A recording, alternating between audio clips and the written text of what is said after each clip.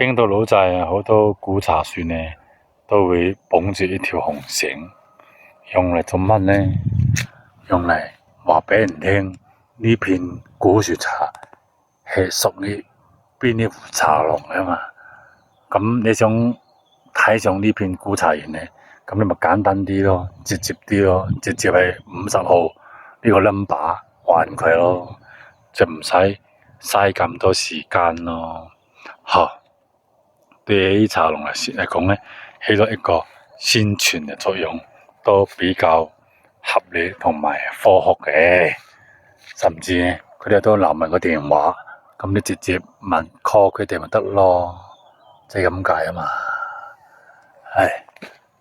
呢個就係冰島老寨嘅古茶園，正唔正呢？係一定正嘅，不過價錢都好正嘅。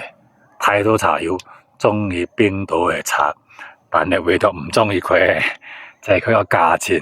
咁冇辦法，因為大家做過其他嘅選擇，一係攞力賺啲錢，因為冰島茶真係比較昂貴啲嘅。